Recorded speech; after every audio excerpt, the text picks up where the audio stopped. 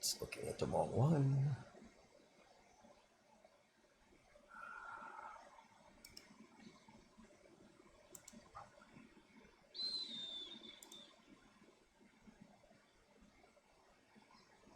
Yeah, I know. All right. I think I got it now. No.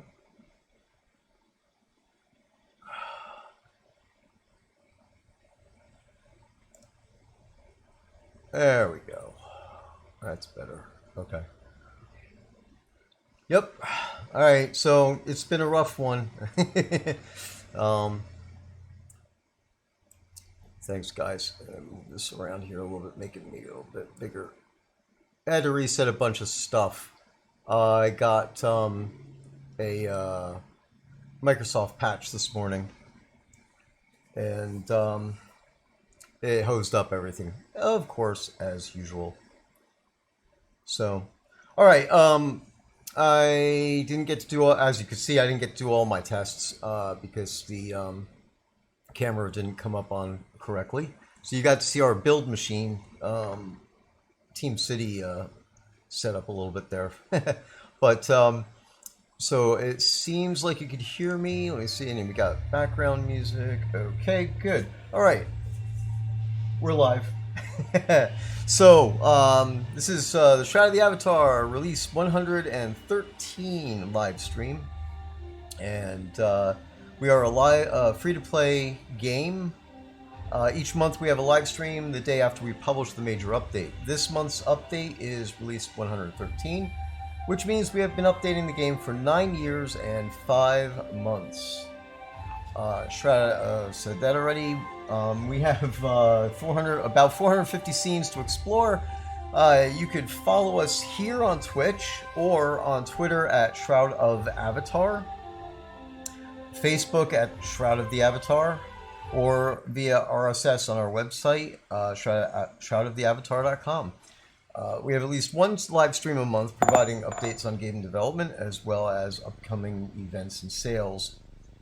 Today we will have at least 2 prize-winning giveaways. To enter, type the phrase "crawling purple people eater" into any in-game chat. That's including whispers. In the event folks watching the stream in Twitch complete a hype train, we will add additional rounds of prize drawings. We'll add 1 drawing for each hype train level completed, which means we have to keep an eye on that, so just in case. From there, we'll go ahead and we'll go around the table. We have a lot of people on the stream today from the dev side.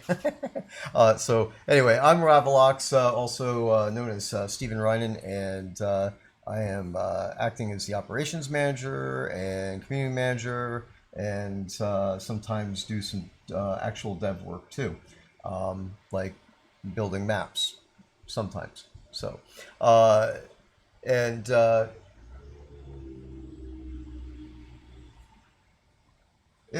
well, yeah. I almost feel like I've been Ravalox longer than I've been Stephen Ryan. So, sitting next to me here is Mr. Keith Quinn. Would you like to go ahead?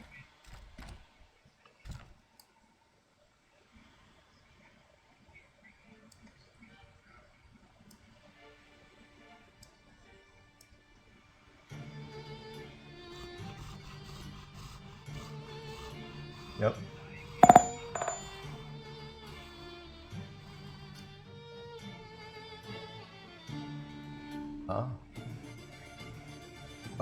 Hold on, Keith. They're not hearing you for some reason. Yeah, no sound for Keith. Let me see. Why is that? No, that's not it. I don't know why you're muted. Oh, I know why. I know why. It's more of that stupid Microsoft crap. Give me a second. There we go. And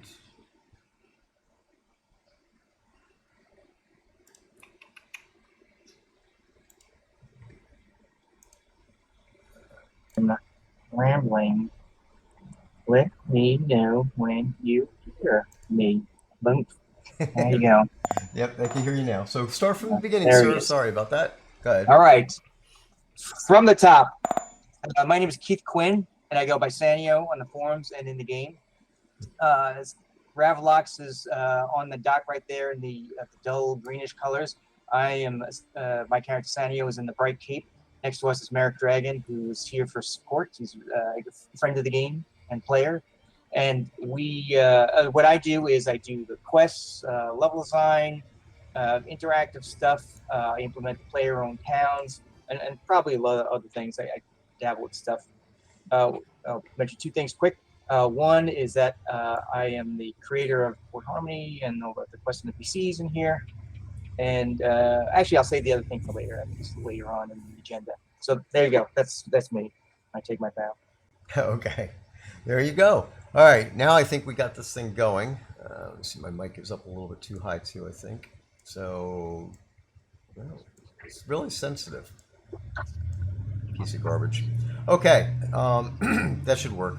If I get too hot, guys, let me know on the mic. But I see it's hitting the red a little bit once in a while. Microsoft, as I said, they patched this morning, and one of the things that they always mess with is the microphones. So I had to restructure all that garbage and get it fixed. Okay, so a little bit of housekeeping. We now have our May Day sale in place. Kodos and the Crown Store are on sale. Kodos are on sale for 20% off the website, if you purchase them on the website. And the Crown Store in game has its sales normally are 20%. We have bumped that up to 30%. So anything that goes on sale in the store will be 30% off. Sale will run through the first. So basically at the end of Monday, I will build a patch on Monday to shut off the sales, and there'll be a client patch that'll take the sales away at that point. So that'll happen somewhere around midnight, possibly later. Depends on what's going on. Since I'm going to be in Austin, you guys might benefit for this. I'm going down to Austin actually right after the stream, and to work with Scotty and meet with Chris and Star and a whole bunch of stuff. So a lot of business type stuff going on down there, which means that I may not be able to get the patch in soon enough. So the sales will go on a little bit longer. I turn off the Kodo sales after I do the client patch. So just so you know, they are synchronized that way. It is manual work, nothing we can do automatically. So you get the benefit that if I can't make it to the console.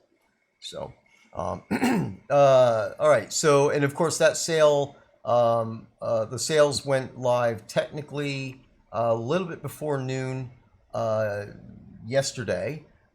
So when we start our sales, when we announce them on the website, in the release notes and such like that, whenever a sale starts, it's targeted to start at noon. If we could, again, manual thing, so might start the sale a little bit earlier, but that's what we're targeting and that's what we're promising is that the sale will be there for noon. Okay, so the other item I have on my housekeeping list is forums. And this is just a reminder to folks who want to be a little snarky. I understand that sometimes people think that they're being funny and, or, obviously post something intended to be a joke. And, we generally understand and get it and things along those lines. But some of these situations start to get into kind of abusive type of scenarios. So, for the most part, if it's a once in a while thing, you'll just see a post. If you do a post that's like that, it'll get moderated. But if it's chronic, then you could get labeled a forum troll. So you do not want that to happen. We do have moderation actions that'll occur that can lead down to some suspension type stuff and or permanent muting on the forums. So just as a reminder that we do watch for the forum trolls and we don't really want to have that happening. We want the whole community to enjoy their time in the game and on all the social platforms that we are present on. So please don't do that. So there you go. So, okay, release overview. In the release notes, now I gotta go find another web browser that I got going on here. In the release notes, we have a bunch of stuff. Going to try to do more articles or verbiage. Just not just like here's what we did this month and here's the patch notes. Put some more good information in there as well. And one of those items, of course, is the 2023 roadmap update, which I did promise that we would try to update the community at least once a quarter. So here we are, and we're now in quarter 2, and we've been working on stuff. The main thing we were trying to get accomplished in Q1 was the Unity 2021. And for those of you who've been following along, you know that we've been working on servers and switching things around, stuff like that. So one of the purposes of my traveling to Austin this weekend is to work in the data center and try to implement some more fixes and preparation. So we're really close to getting that done. And once I there's one more VM that I have to get deployed, then I should be able to set Devilcult loose on that, and then we'll see how long that takes to get 2021 into our production environment. We really came very close to getting it done last time, which was actually, I guess, August of last year when we were working on it, and then had to stop. But it's definitely a complicated thing, not just throwing a light switch or upgrading a piece of software on your machine. The scripts that have to be modified and shaders and all sorts of stuff. So definitely kudos to Devilcult. He's actually spent, about 2 months on it already. So when we put it all back in, he'll have to make sure that everything still works the way expected, and then move on to finish up all the little loose ends that we had.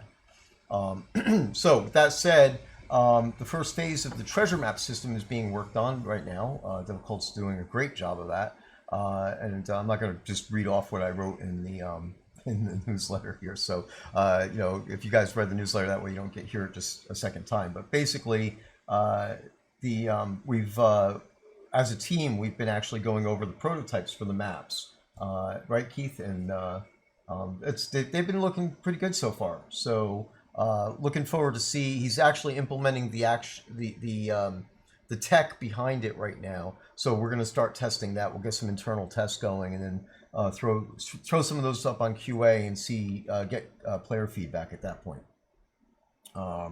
Let's see.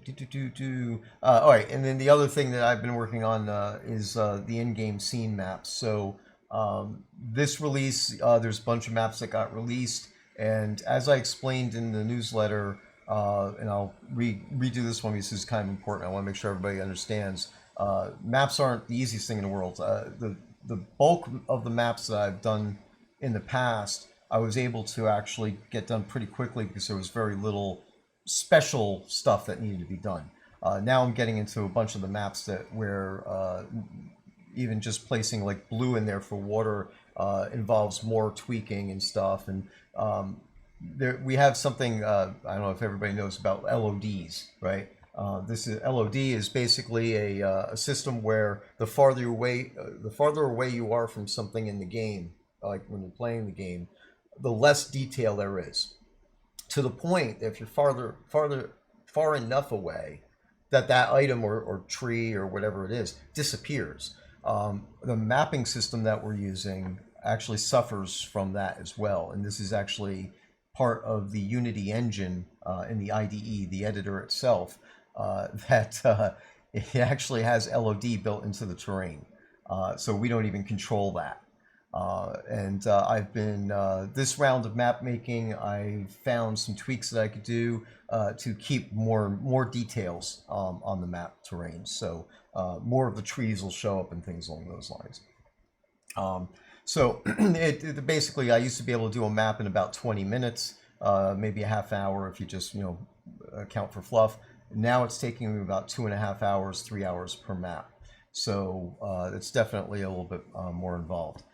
So with that said, I've completed the maps in region 1. So what I'm doing now, this is where I'm going to do something different. Basically, what Chris and I had talked about and what he wanted me to do was run a report periodically and look for maps that are missing on the scenes that are most often visited. And I did that, but that that actually didn't work out so well as far as getting maps where we really need them. So I'm changing my method, and region 1, of course, is the Path of Love. That's the perennial coast, and I swept through that this month. All those scenes have maps, or they have those map cards for areas that we're not mapping, and I'll explain that in a second. So this coming month, I'll be working on, what was it, I think it was region 7, Airy, that area, Blood River, Airy, all that. So Path of, what is that? Oh shoot, not Truth, it's Love. Courage? No, the one Oh, over wait. by Airy. I think that's Courage, right? Aries Truth, and Oh, the Truth. Yennefer rest of the thing is Courage. Right. Okay. Okay. So I apologize then. So yeah, it's Path of Truth is what I'll be working on for R114, and seeing there's more maps that are in need of updating or missing in that region. So that's definitely going to be more work. The Path of Love was pretty much done. There were about 5 or 6 maps that I had to actually do, but in the next one, I think it's a little bit more, maybe about 12 maps. So just more time, that's all. So I'm going to do that, and then after that, I'll do the Path of Courage, which is in the center of the map, Resolute in that area. And from there, then I'll basically go from region to region and clean up all the maps that are loose ends at that point. So this will make sure, because this was brought up on the forum. This actually wasn't my idea. One of the players on the forum had mentioned is like, the maps, there are maps missing for the main storyline, and that made a lot of sense. So that's why I'm shifting things around, and I'm going to concentrate on those maps and make sure that everything along the main storyline that can have a map will have a map. And again, certain scenes, and this is mainly the underground scenes like dungeons or in some cases building interiors like the Shuttered Eye. Inside of the Shuttered Eye, we don't have a map inside the Shuttered Eye. I mean, that's a pretty straight shot anyway, so it shouldn't really be a problem. Same thing with basements and player dungeons. Player dungeons is a different reason why we can't, but basically it's the same rules as the dungeons. We don't really want to put the whole map up there and just basically say, yeah, here's all the secrets. Go ahead and just follow along the map, and you don't have to explore or know how to get back or anything. So basically, any map that has a map card, which will have some kind of instead of saying no map found, all the maps should have something. And what we're looking to do there is have some kind of, sometimes funny or witty comment on there about well, you thought you had a map, but it turns out you used it as a torch or something, whatever. So if you find one of those, that's a scene that we have determined that we need something called Fog of War, which is a system that would allow us to obscure the map in areas that you haven't been yet. There are 2 different ways of doing this, and we have to still, when we get there and we start exploring Fog of War systems, we have to determine whether or not we're going to basically have a ring of fog that's going to follow you around, or are we going to have a scenario where you start in a place and the Fog of War retreats back as you explore the area, so that way it's as if you're mapping it yourself. So more than likely, it's probably going to be the latter, but we'll still have to figure out what our technology will allow and what we feel is the best thing for the game. So, anyway, I won't go on too much more about that, but it's definitely being addressed, and the maps in general, and it's a bit of work, but the end is in sight. So my list is getting shorter every week. Okay. In additions, we have a lot of bug fixes, and I will let you guys actually look down that list of items in the release notes to go over all those. But I can take this moment and say, Keith, are there any bug fixes in particular from this release that you felt were really big ones? Uh, I've been doing a lot of work on Port Harmony, and so I lose track of some of the big ones. I know the recent one you and I talked about was it's not necessarily a bug fix, but a player who was colorblind mentioned he had a lot of trouble seeing with Nightshade, and probably like any of the small uh, uh, resource nodes. So we don't really have a colorblind mode, unfortunately. But what I did was I put these like little motes floating over it, and it should be on the QA server soon. So I'm gonna request that anyone who's colorblind, if you sort of go check out these resource nodes in particular, Nightshade, Mandrake, Garlic, uh, Serpent Scale, Mm-hmm. and there's a fifth one. What's the fifth one? Nightshade garlic. Nightshade, Garlic, Mandrake, Serpent Scale, and something small. I'm looking at the other channel here to see what it is. Anyway, a place to go see some of those things is if you go to Port Harmony. No, it's not Ash. It's not Black Pearl. It's one of the planets. Oh, actually, maybe the fifth one I think was going to be Cotton, but I didn't do Cotton because it's already so good. Right. I think coconuts, Oh, mandrake. Coconuts. That was the other one. Coconuts. Yeah, and mandrake was the other one too, I think. Yeah, because they all can kind of be a little bit neutral and small, Mm-hmm. so hard to see. So yeah, the scales I did. So if you two of them you might be able to see if you go to Port Harmony. So if you're in Port Harmony and you go to say the graveyard, there's a few spots where there's Nightshade, and then if you're near the exit archway, there's along the path there's a few Garlic nodes. Cotton is kind of big. I think it's a little bit hard to miss. Usually you sort of have it out in the open too. Black pearls can be hard to see. Uh, uh, they really pop when they're on like a beach, like a sandy beach, and that's great. Sometimes I know we have it like on rocks or dirt kind of thing, so like that too. But anyway, consider this like a test. If we need to put it on something else, we can do it. But it's not a solution just to see these things. It's to make sure that you can see these things. It's that I'm trying to solve a problem specifically for people who are colorblind, can't see it at all under certain conditions. You know, if your monitor's a little off and your video card's a little off, maybe we're sort of trying to help that too, but that's not the primary goal.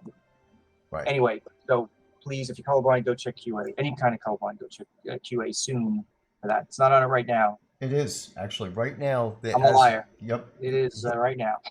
Go I, check. I activated it right at the start of the stream, so the newest patch on QA includes our initial setup for this.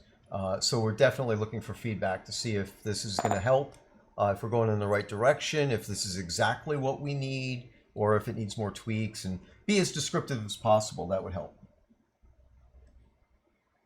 Okay, so let me see. So before we go on, you would ask me to identify bugs that might be.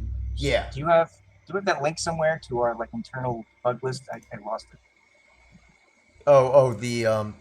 The Excel spreadsheet that we have. Yeah. No, it's Sid Soda someplace. Ali posted that. Yeah. I'm scrolling back. It's got to be here someplace. It wasn't that far ago, but we're such chatterboxes in these. Yeah. Things, that's it just sort of scrolls off super fast. Oh, I found it. Spreadsheet. I got it. You got it? Okay. All right. Yeah. All right. Both I found will at the same time. look over mine in particular. I can't really speak to other people's thoughts about what's the biggest for them. Yeah, and that's pretty much what I was thinking. Yeah. If there was anything that you wanted to speak on those. All I right, just I'm need gonna to look find real them. quick. A lot of it. So a lot of the bugs I do are actually pretty small. The tiny little things, and I have like a ton of them. So I fix like a floating object that moves to the ground. You can't get to a resource node like a mining node or ore node, and so I move it to a good spot. There's typos and conversations. I fix those. Some of them are like really old. A few of them are new. One thing that's going in is that in East Reach Gap, this isn't specifically a bug fix. It's a little bit to sort of like spice things up, maybe. There's other reasons. But so in East Reach Gap, there's a control point test situation going on. So we have added a tornado, dust devil kind of thing that moves around.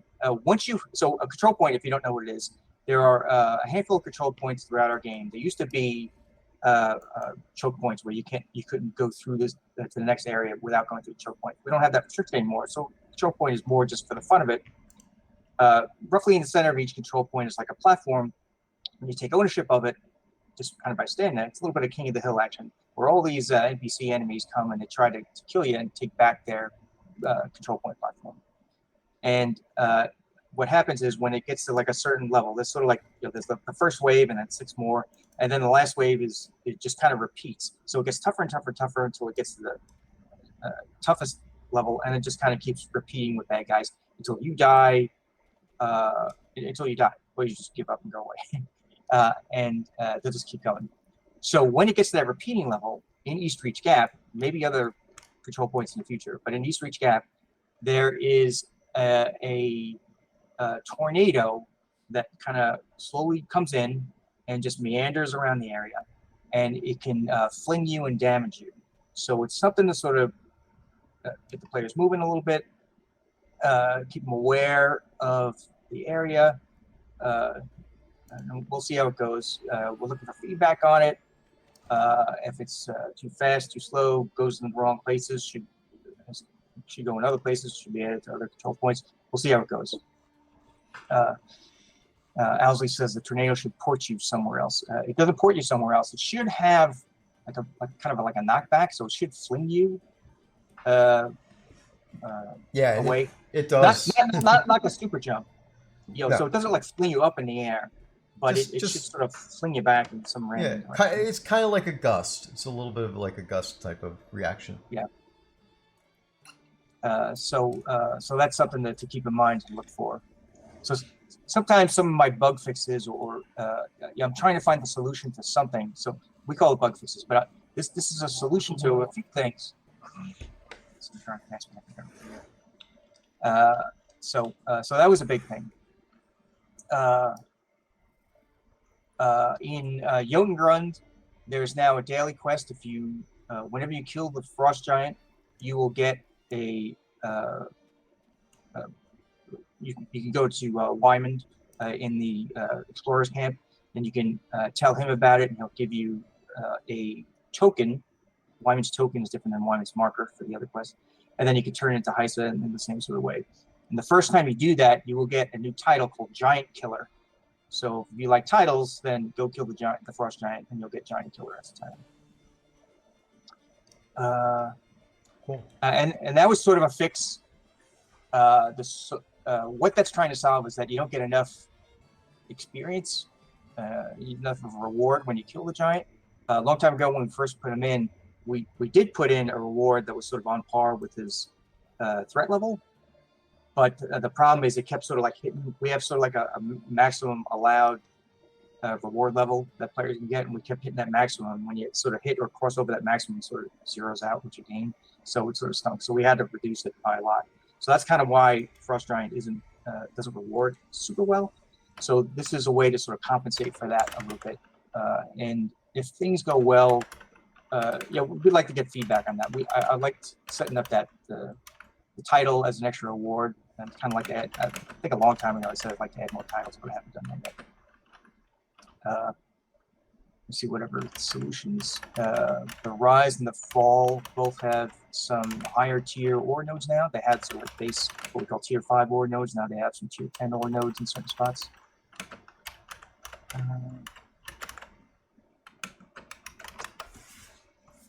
Okay, I'm so looking for tons of So those are the big yeah, ones, I guess. We'll start yeah, by yeah, them. yeah. That's where I was. That's exactly where I was thinking about. Of course, I just had to have everything in front of me. If I had more time, I would have actually listed out some of the bullet points in the framework document that we try to have Yeah, something of a loose script for this, but it doesn't usually work out. There's not enough yeah. time. But I'm So glad you asked it because there's it's one thing to sort of like fix a bug and just sort of assume that people sort of don't notice it anymore because now it's fixed. Who cares?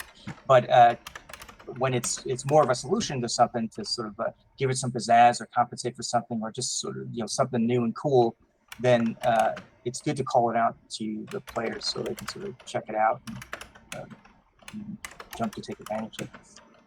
Is the token able to be used as deco? Yes, it is. Wyman's marker was not a deco object, but it is. Wyman's token, the new one, is also deco object.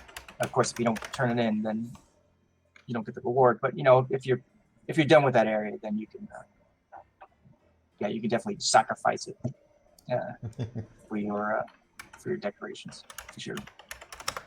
That's something I tried to do. It was actually something I failed to do, and it was pointed out to me that I missed it, so I went back and fixed it. cool, awesome. So Backing up, Merrick Dragon asked, "Will it count if we kill the giant before the patch?" No, it's only part of the quest. The quest is brand new. Once you kill the giant, now you get a special flag that will let Wyman know that you've done your job. You don't have to pick up a quest to go kill it.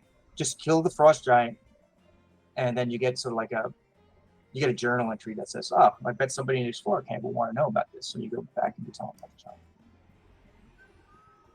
So you do get pointed back to Wyman afterwards. That's sort of like, it's not a mystery. It's something I want you to do. okay, let me see where I gotta get back to where we were. Bug fixes and yeah, of course we guys look at the release notes. There's a ton of other ones in there, and not necessarily all minor, but there's a lot of minor ones and a lot of miscellaneous ones is I guess the word I was looking for. In there as well. The next thing up is that this release introduced two things. One, of course, is Port Harmony, which is where we are on stream right now, and the other is that the reef spiders, which are at home in Vikland, are now tameable.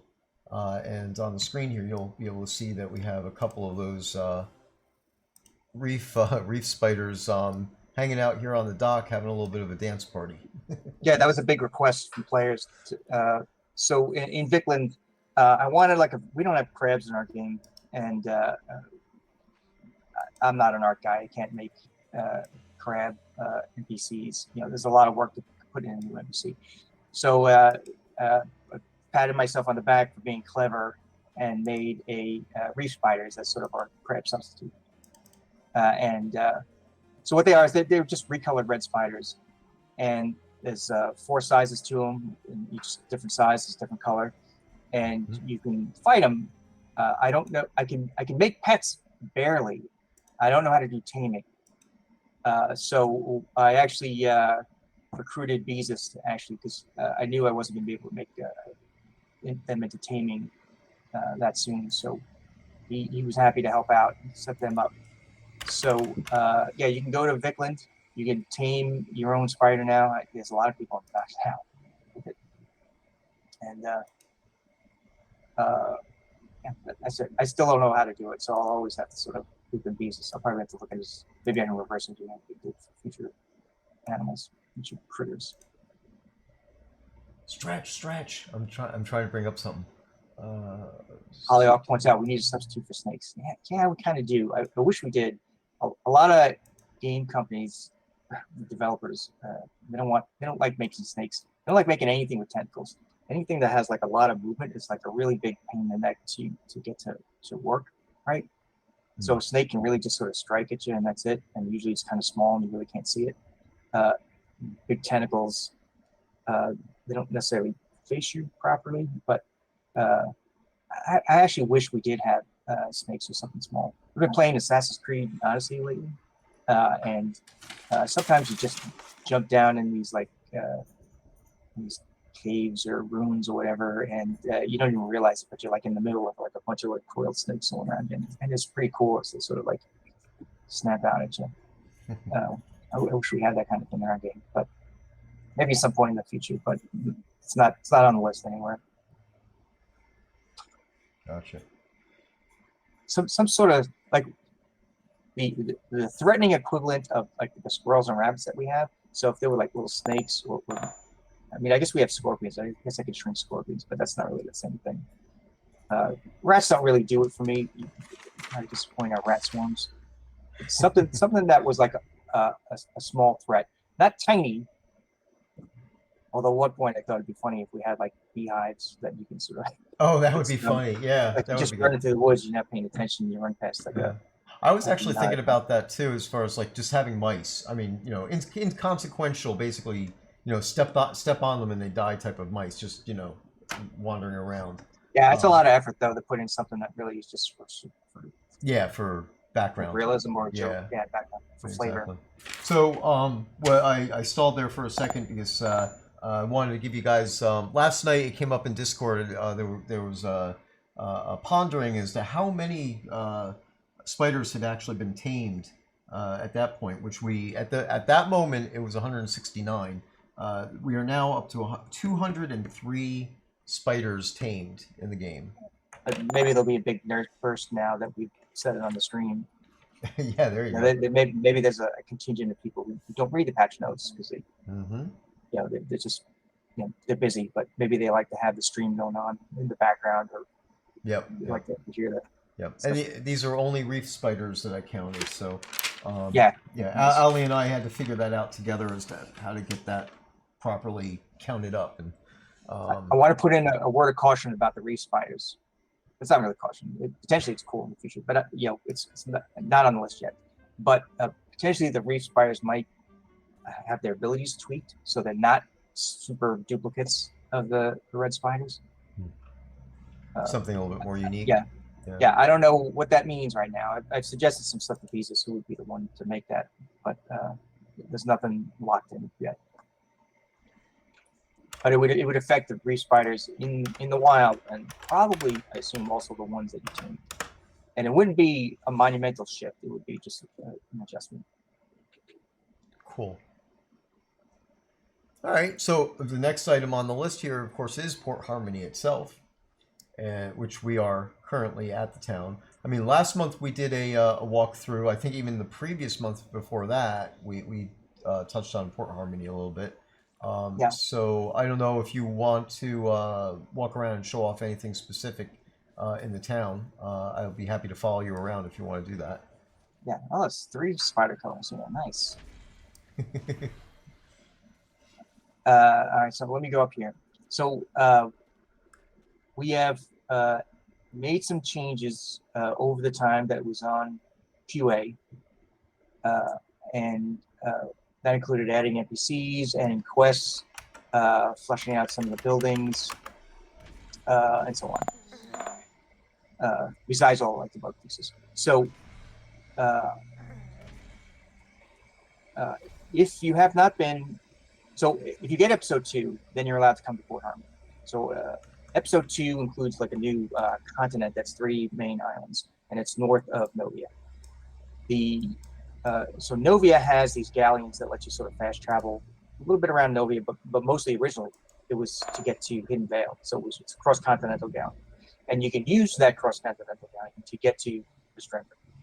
And it used to just sort of just plop you on roughly the bottom of the middle island, sort of in the center. And there was kind of nothing there, but there was a placeholder location there, which was Port Harmony. Now, you get to the spot where Port Harmony is, and you can come in, you can check out the town.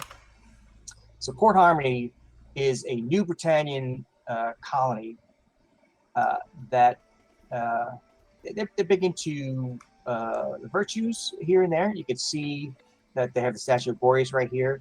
Elsewhere in the city, there's a statue of Squana and another one of Brandis.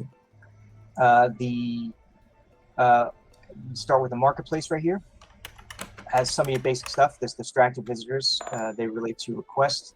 There's trainers. There's one trainer right here, crafting trainer. uh, uh, different merchants. We're going to cut through. I'm going to call special attention to the watersmith right here, Jenkins. So Stephen doesn't have to talk to her, Ravalox doesn't have, but players should probably get to know her at some point. Just a little hint. So let's go over here to the bridge. So Port Harmony is a canal-based city. It's a little bit different than Argus. Argus is huge. Anyone been to Argus knows that it's huge, and it's also sort of like it's very orderly and structured, and all their canals are like right angles and stuff. Port Harmony is a little bit more relaxed. It has canals right from the ocean. You cannot fish in these canals, but you can fish in the ocean part. We just, I don't know if you can see it, but there's a gondolier out there. Ah. I fell in the It's water. probably a little too fast for you, but yeah. So anytime you go in the water, there's these little platforms with ladders you can go up. Sometimes it's just stairs that you can climb up. If you do get to the gondola and you want to jump in, but you missed it, a little tip for you: on the side of the gondola is like a little net thing. It acts as a ladder. So you could just sort of like press E or whatever your default key is to use that teleporting ladder to get on the gondola. See, Ravalox is having a little trouble aiming it. It's hard to see. I don't know. Yeah, I got it. Yeah, you can see it there. Yeah. So you trying to click on it. So this automaton gondolier will just sort of cruise us around. And at any point, like right here, I'm just going to jump off on these stairs. Oh, I need to get off the gondola. Wait. So it's just like a nice casual thing. It's a little bit like the Grusk has its trolley that cruises around. So we have this gondola. It's just kind of fun. What else? Port Harmony has all the amenities, all the basics, I should say. I'm not super high level. So it's got the common merchants. It's got crafting trainer, adventuring trainer. It's got crafting stations throughout the town in the usual buildings. So the blacksmith building has blacksmith crafting stations, and the tailoring building has the tailoring crafting stations. There's a bank. There's a hospital. Actually, we didn't see the hospital last time, I think. Yeah. Give me a second. Give me a second, though. I want to public service announcement. Get your phrase statements in on in-game, in any chat whatsoever. Universal, Whispers, Zone, Local, private chat, whatever. The phrase is crawling purple people eater. And that's in-game only. If you say it in Twitch, it'll be nice to tell everybody, but that's not going to get you entered into the prize thing. So in the next 5 minutes, I'm going to start running the prizes. Go ahead. Sorry, Sannio. Okay, so I'm right next to the hospital today.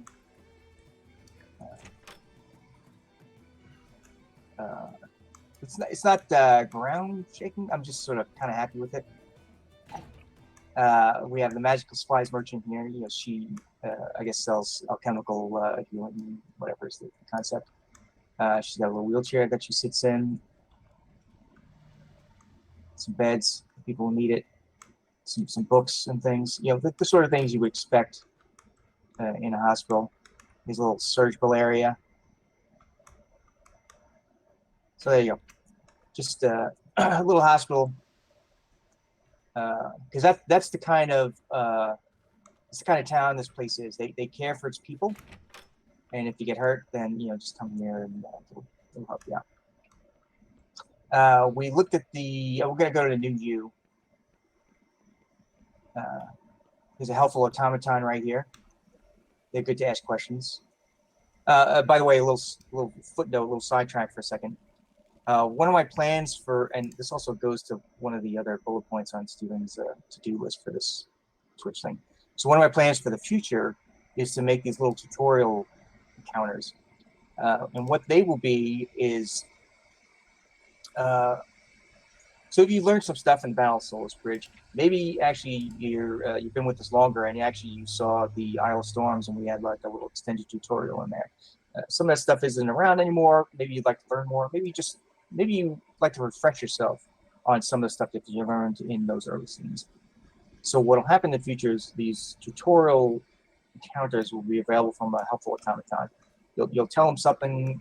You'll use a keyword like say inventory, and they'll say like, okay, we can meet in this special scene, and I'll describe inventory to you. And it'll be a nice solo scene. You'll get a few points. It'll be like sort of like a 5 to 10 minute kind of thing, and then you're out and you're done. And there'll be more similar little mini tutorial sessions like that you can do at will anytime you want and as many times as you want. It's not really a quest. It's just sort of like a way to help players sort of get reacquainted with some aspects of the game. The early ones definitely won't be too complicated. As we sort of hit the basics, I'll have to rack my brain into trying to describe stuff, some of the more complicated things, or break it down into simpler components. So helpful automatons, they'll be great in the future for learning stuff. They'll be even more helpful than ever. Here's the new U pavilion right here. We saw this last time. This is just another new U shop. It's just like in a different type of shop. My goal is if it works out well, if there's no bugs, then I'll probably turn this little pavilion into something that players can get for their pots, I think. Yeah, definitely. There's been a lot of interest expressed in that. So yeah, so that's the goal for that. Something I've mentioned before is that you can see. I'm going to jump on these plants right now. You can see. Oh, I have certain flags in my character that's doing magic. So, or actually, might be other players. I don't know. So there's two things going on with where I'm standing. There's the plants, and then what you don't see where I'm jumping to could be a banner. So this town loves the virtues, but it loves 4 virtues in particular. It loves honesty. Sorry, not just the principal virtues, but specific sub-virtues. So honesty, justice, compassion. I'm trying to start on my head, and spirituality. So the green plants here represent justice. The white over here represents spirituality. The yellow represents compassion, and the blue represents truth. And the direction where they are is a little important. If we look toward the docks, the merchant area, that's the truth area. The green over here on the side of the Rangers Island, that represents the justice of the Rangers, because they are the militia that helps keep order in Port Harmony, and also in the vicinity of Port Harmony. So like you might see some Rangers out in the wild. Some may have met like the injured Ranger in Vickland. There's a Ranger or two in the Outlaws Run. So you might see them here and there. The white over here behind these buildings is the cemetery, so spirituality. And behind these yellow plants, the sunflowers, is the town hall, and on the other side of the canal are the residences. So the people are supported by compassion. So that's what we got going on. I'm trying to think of stuff that I didn't talk about before. I mean, I'm sure I'm going to overlap a little bit, but we have. Another thing I want to point out, it's not that special right now, but will be over time, is that we have these news hawkers. And the hawkers are these kids. There's 4 kids in the scene, and they do a great job getting the news out. So over here's the news hawkers, and you can talk to the news hawker, and they have some mild things to say. They're good and polite kids. They have a good work ethic. Next to them, they have the little hawker stand, their kiosk. They have these papers of different types. Basically, there's 3 of them. there's the newspaper, the sort of general travel and weather paper, and then there's the gossip paper. And they have just simple things to say. But those planters we're looking at in these newspapers, they will change as you progress through the main storyline, running storyline, the local storyline. The newspapers don't change right now because they'll be more important later on. But we did see the plants. Normally the plants aren't there. If you come in sort of bare bones and there's no one else in the scene who's done any of the quests, those plants will be the planters will be empty. If anyone comes in the scene, then everyone will see that the planters.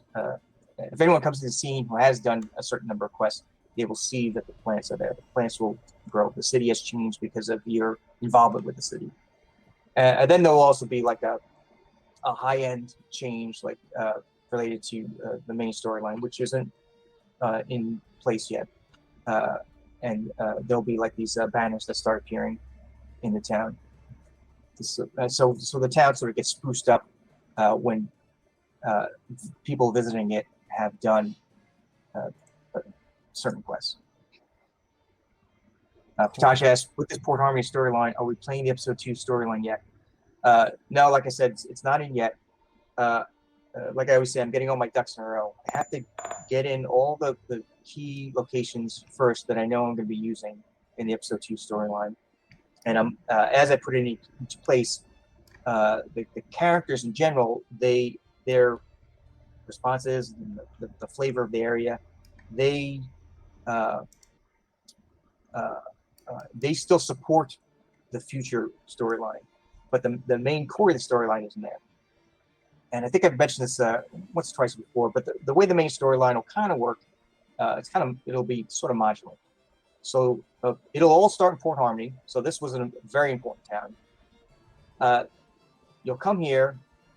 The main quest will be kind of a through line from one place to another throughout the Mistrender episode 2 area.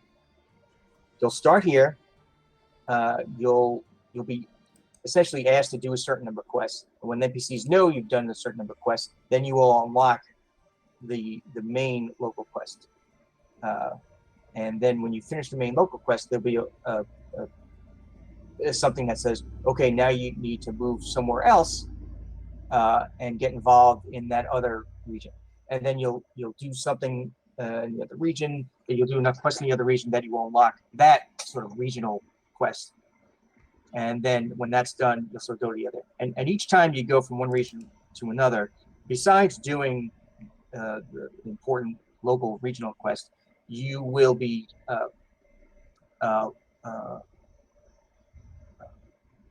unlocking or learning or adventuring.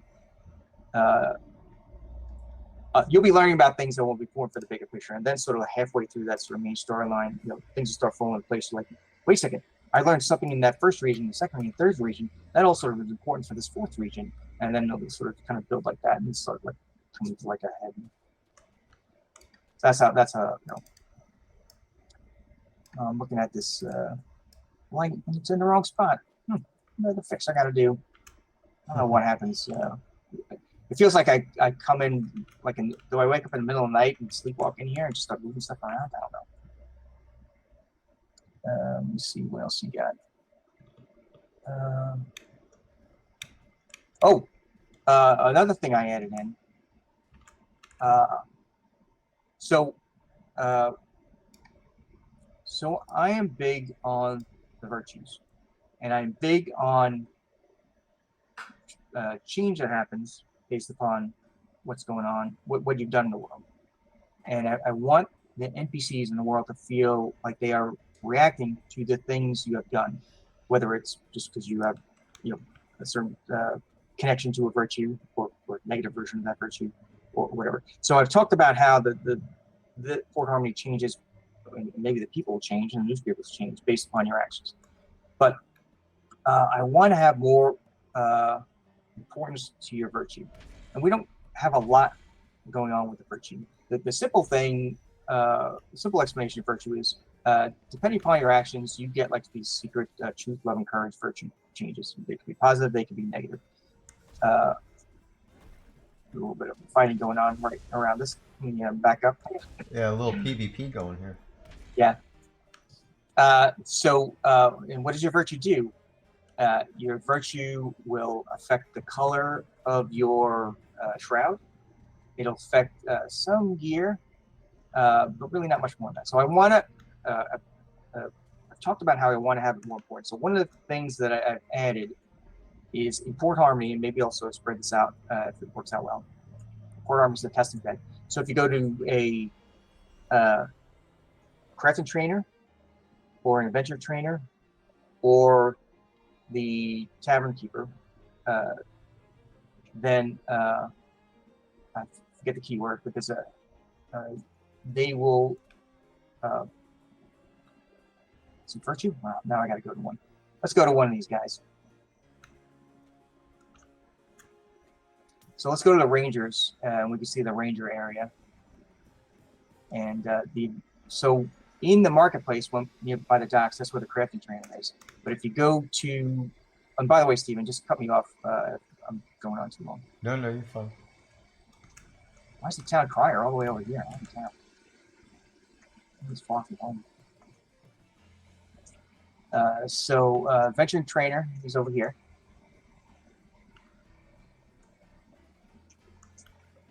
Just cross the bridge. Oh, you're right behind. Yeah, I'm right next to you. I don't know if you guys hear thunder. It's starting to rain pretty heavy, but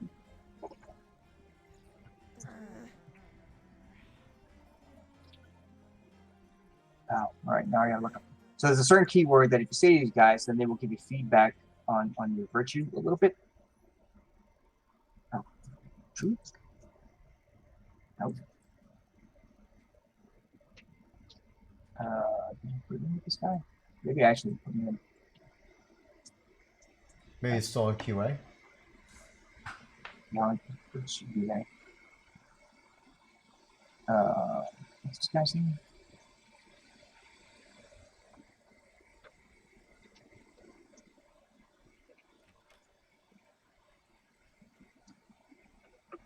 Oh, Aloysius.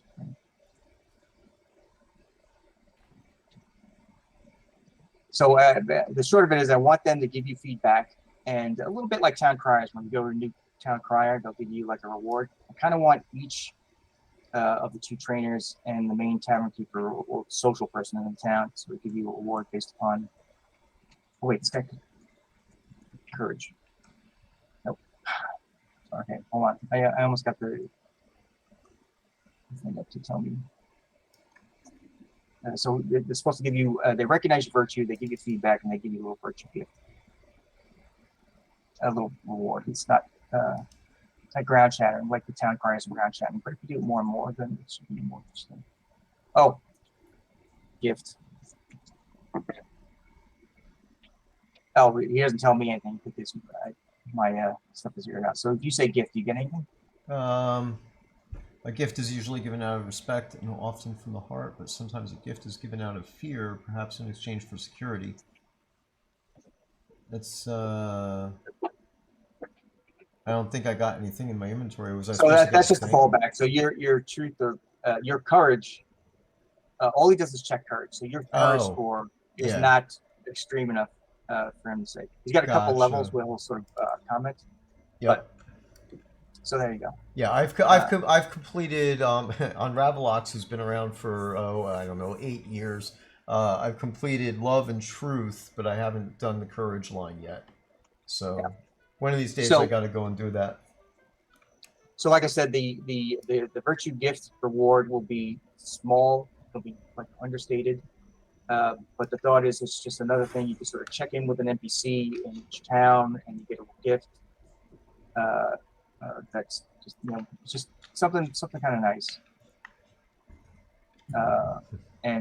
So we've talked about, everyone kind of knows we have daily quests, and they're kind of like controlled by a daily flag, a quest flag that has a daily property on it. We have a new type of flag, which is the weekly flag. So these virtue gift givers The adventure trainer is the courage guy, and the crafting trainer is the truth person, and the tavern keeper is the love person. So the gift is only given weekly. So that's how that'll work. And I'll have to find that. I think the word gift wasn't prominent enough with this NPC, so I need to sort of make sure I sort of slip that in there a little bit better.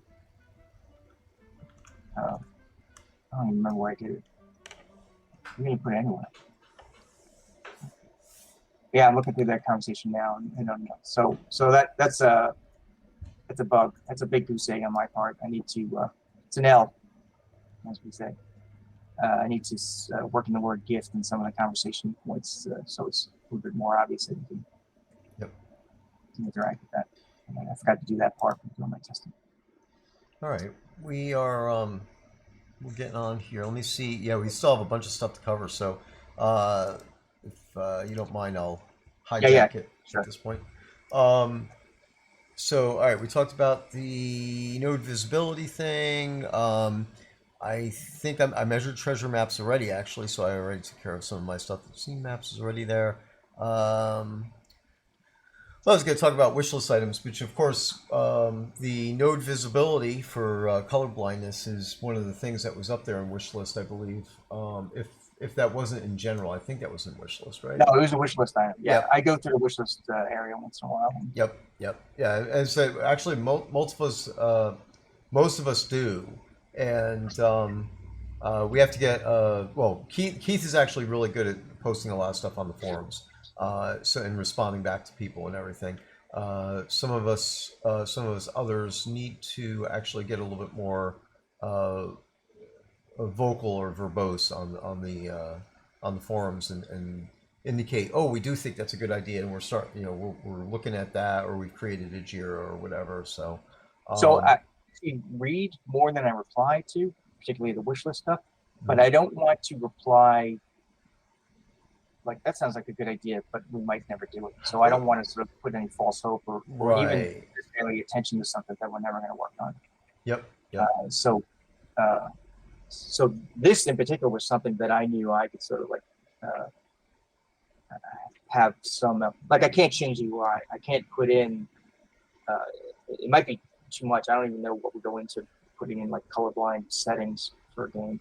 But I knew I could sort of make them more obvious. Like it's true that some of these smaller resource nodes like popping up. So on a distant secondary purpose, helping everyone see these nodes is good. Yep. The most important primary purpose by a long shot is for people who are colorblind. Gotcha. So going on, I actually even covered Unity 2021 in more detail. That I'm going to data center to continue work on it. And the last thing that's on this list is player dungeons. So once I get done with the work that I need to do on 2021, then I'll be concentrating on player dungeons, which ties into the wish list because there's a bunch of stuff in the wish list for player dungeons. White marble hallways, definitely we'll do that. Marble staircases. Jackal's got a lot of dungeon stuff that he's brought up there. And of course others, and Flair, who's also had a lot of ideas, and of course bug fixes that we need to work on. So Claire says she's still breaking her dungeons, so don't worry. Yep, keep breaking stuff. That way we have things to do. Okay, so that was, to wrap that up, is pretty much everything I want to talk about. So we really did talk about most of everything earlier in the stream, so that's good. It worked out. Got everything in there. Let me scroll down, and we could do the prizes. Do you want to flip-flop this, or you want me to just read it off? Flip-flop it. Let me... I see there's two sets, is that correct? Yes, there's two sets. Okay. So I'll read off the prize or character? Whichever you like, whichever one you prefer. All right, I'll do the prize. Are you ready? Yep, go ahead. All right, the first prize is an enchanted purple wyvern egg. Okay, and that goes to Janie Murphy and Radicus. Nice. And then next, I guess we have a purple theme. I could see it. Yep. Purple glowing jewel cube 3-pack. That goes to Scarface and Aurelius Silverson. The next item is a vase. Say vase of purple stargazer lilies. And that goes to Gwendolyn Obscuro and Phoenix. Next one is the purple and indigo leather gust ball. That goes to Applesauce Pants and Arthur DeThardis. And then the last item is a purple male shopkeeper. And we have a duplicate. Somebody gets two things today. Gwendolyn Obscuro and Daniel McLaughlin. Nice. Congratulations, everyone. Yep. Congratulations, everybody, and those prizes will go out shortly. And thank you very much for hanging out with us on the stream. So even with all the silliness in the beginning there, Microsoft glitches and stuff like that. So doing pretty good. Yes. All right. So Daniel McLaughlin. Sorry, I was corrected. Okay. So yeah, with all that said, as I said, I'm going down to Austin, trying to move forward some of our bigger projects and stuff, and then we're going into R114. Treasure maps continue to be worked on, and more bug fixes. So we're going to keep on working on that stuff and keep looking at the wish lists and all that. So thank you very much, guys. Thanks. So let's find somebody to raid. That's the next thing, actually, which I'm not even up there, so I need to go do that. Where's my...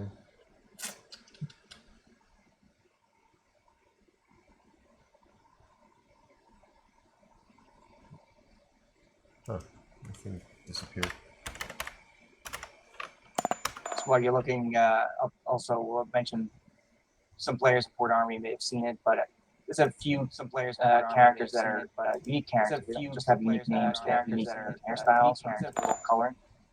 The Rangers have sort of like a blue theme to their armor, and we went to the Watersmith before. She's got a custom hairstyle. The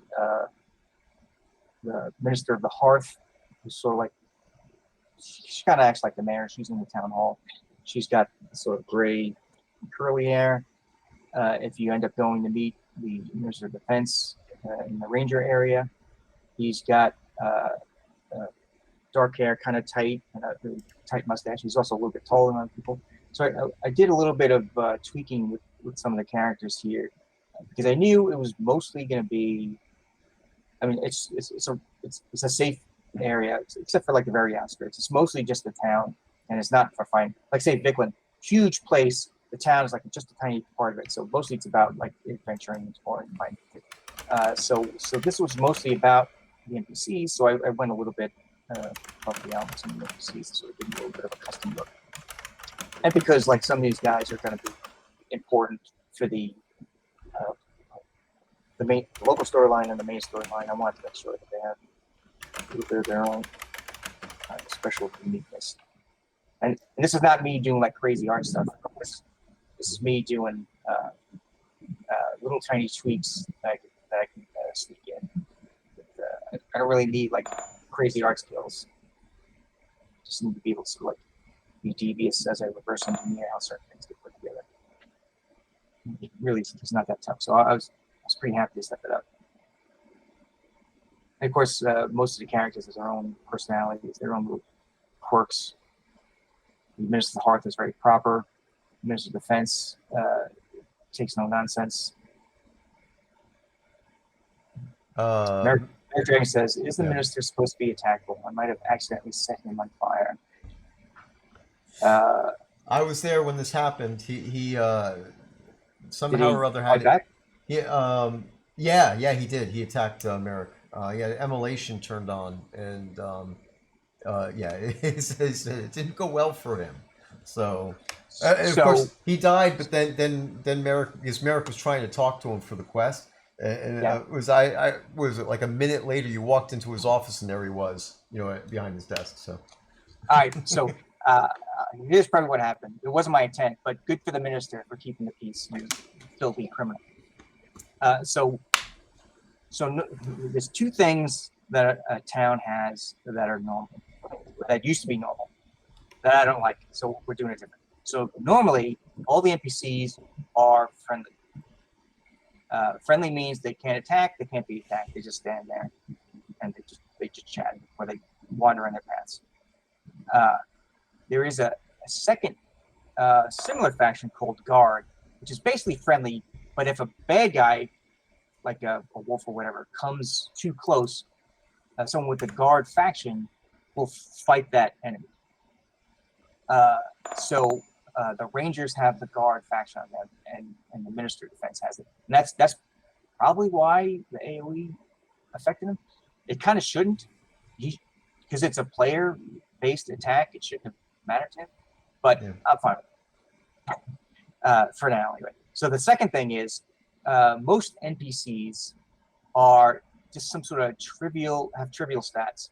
Like, I don't know if they're equivalent of like tier 0 or tier 1 or something pitiful. So most NPC commoners and guards even are this terrible thing. So that's even why, like, if a guard goes to fight, like say it's I don't know, there's a guard, like say a tier 5 scene, he goes to fight some wolf that's coming to the area, tier 5 wolf, he'll get slaughtered. He's got no stats. He's terrible. But for Harmony, the guards, I think I made them tier 8. They're either tier 6 or tier 8. NPC. Yeah, I swiped them from another thing and reworked them. So they're tough guys. And also, these I talked about how I made some unique characters. They have unique hair and certain colors and stuff. I also gave them some custom abilities in a couple of cases, in case they ever. You're not really supposed to fight them, but I have in the back of my mind, maybe could have an option to fight them at some point. So I set them up so that at some point, if it needs to happen as part of the storyline, I'm already set up that you can fight them. Or maybe just for fun. I don't know. Maybe like the Minister of Defense will sort of bring it to like, we need to do some training. Let's go into private area and show me stuff. I don't know. Sounds good. All right. Well, we're all set to raid. We are going to raid Libu Lionheart.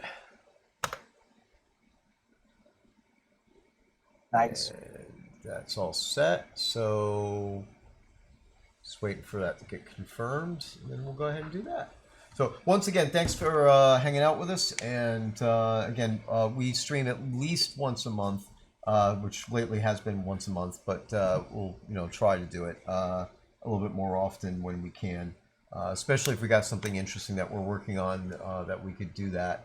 And funny thing is that after the raids are done, sometimes, actually a lot of times, we end up staying on behind the scenes and continue talking, and then realize, we should have just streamed this. So, yeah. Yep. So you might see more of those type of roundtable things in the future as well. All right, guys. Well, thanks again. Have a nice weekend, and happy Release 113. Bye.